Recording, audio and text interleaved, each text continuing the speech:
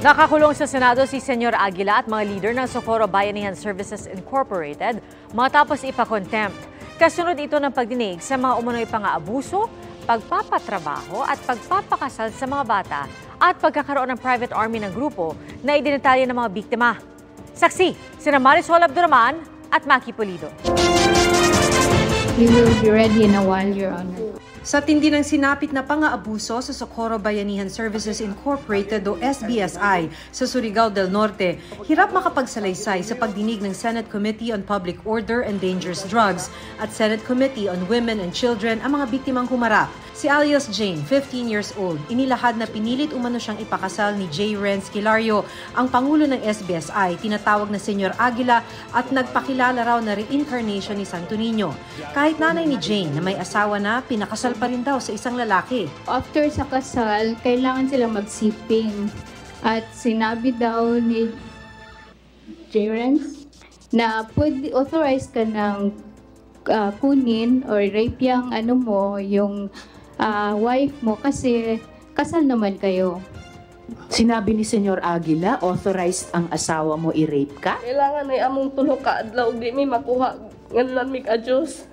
Kailangan daw makuha sila in 3 days, otherwise they will be called na nag-adyos. Adyos daw ang tawag sa parusa kung ayaw makipagtalik sa asawa. Ibig sabihin, mapupunta sa impyerno. Maliban dun sa asawa mo, meron pang ibang tao na nagtangkang makipagtalik sa'yo o nagparating na gustong makipagtalik sa'yo?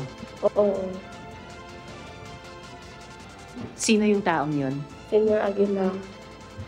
Hindi nangyari. Hindi siya pumayag, Your Honor. Hindi ka pumayag. Mabuti hindi ka pinilit. Sige kog ingon-ingon na dyan nga. Sige, sugot na diha kay biskay ingon na nang kuan kay Ginoo na nang ingon nimo jadi paghapon ka pero di mo gajud ko. Palagi siyang kinukulit, Your Honor. Marami raw parusa sa mga ayaw sumunod. Ang kapatid ni Lovely sa Bandal, ipinakasal kahit 12 years old pa lang. Nang hindi nakipagtalik, pinalabas ng gate ni Senyor Aguila mismo. At para muling makapasok, pinalakad ng nakaluhod. Sabi niya, patatawarin ko kayo kapag mula sa gate, luluhod kayo papunta sa bahay ko. Tapos magpapromise kayo na magpapagalaw na kayo sa asawa niyo. Kaya po yung nangyari, inopen po yung gate. Lahat ng minors, napakarami po nila, ma'am. Pinagluluhod po sila. Luhod. Ang dami po nila, ma'am. Nagluhod po sila, tapos yung pong daan is lubak-lubak po, mabato po. Nagpatotoo sa mga pang-aabuso si Mark Paisano, dating miyembro ng tinatawag na Soldiers of God, ang umano'y private army ng 22 years old na si Senyor Aguila. Kami yung seguridad noon, kaya saksi ako. May nayak naman gani ko yung nasaksihan, ma'am, na ang usa ka babae midagan. Meron akong nasaksihan na yung isang babae ay tumakbo. We ran after her and we dragged her, Your Honor. Kinasal talaga siya. Ang mga bata raw simula edad 5, hindi pinag-aaral kundi tinitrain maging sundalo. Si Renz, 12 years old, pinagbubuhat daw ng mga buhangin para sa construction ng kanilang barracks. Bakit ka ba tumakas sa kapihan? Kay wala may eskwela na. Kaya bisag 12 yung edad, di pagyamo ko ibubusuhan. Wala kasi silang pag-aaral, Your Honor, at 12 na yung edad niya, hindi pa siya marunong sumulat. Kinompronta ng mga senador si Senyor Aguila at ilang leader ng SBSI. Todo tanggi sila sa mga paratang ng pang-aabuso, child marriages at child labor. Pero nagpakita si Senator Ontiveros ng family planning form na kitang married at may isang anak, ang nakalistang 15 years old. Senyor Aguila, bakit gustong-gusto mong mag-sex yung mag-asawa? Bata, 12 years old, pipilitin mo makipag-sex sa lalaki na hindi niya kagustuhan. Kinasal mo na, pagkatapos sisiguruhin mo pa na sila mag-sex. Kung hindi mag-sex, pinapanis mo yung bata. Hindi po yan totoo, sir. Ha? Hindi po yan totoo, Your Honor. Puro ka lang hindi totoo. Ano pang totoo sa'yo?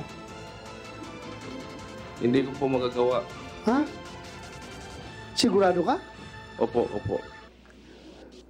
Kasi I don't find it, wala akong nakitang rational behind. Bakit gustong-gusto mong mag-sex sila? Ha?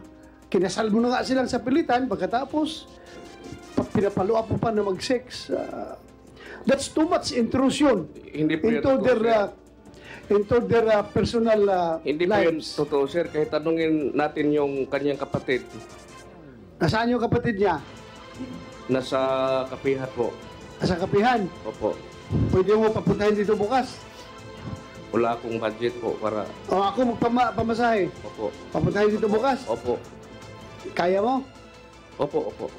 Dahil hindi naniniwala ang mga senador, pinakontempt nila si Senyor Aguila at 3 pang leader ng SBSI na sina Karen Sanico, Janet Ahok at Mamerto Galanida.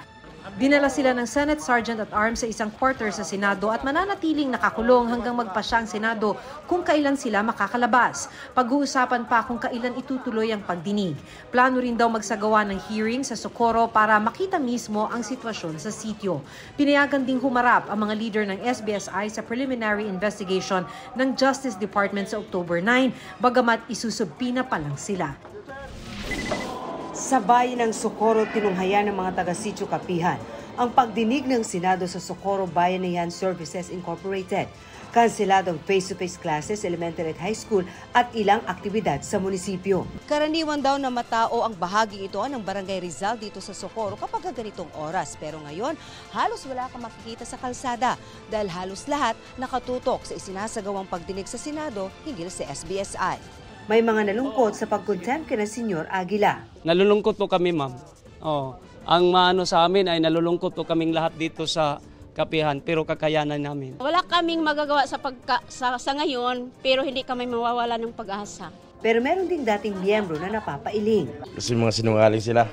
Habang ang nanay ng 2 anak na tumistigo sa Senado, lumabas at napaiyak na lang. Uwi ako sa bahay, hindi ko kaya. Marinig sa ginawa sa aking anak. Kasi masakit, hindi ko kaya, ma'am.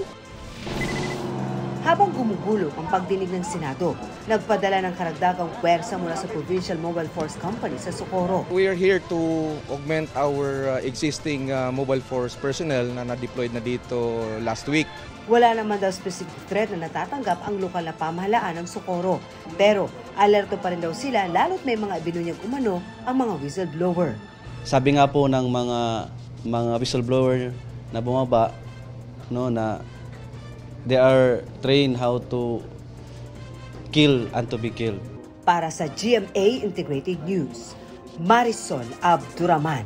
Maki Pulido, kami ang inyong saksi. Mga kapuso, sama-sama tayong maging saksi. Mag-subscribe sa GMA Integrated News sa YouTube. Para sa mga kapuso abroad, samahan niyo kami sa GMA Pinoy TV at sa www.gmanews.tv.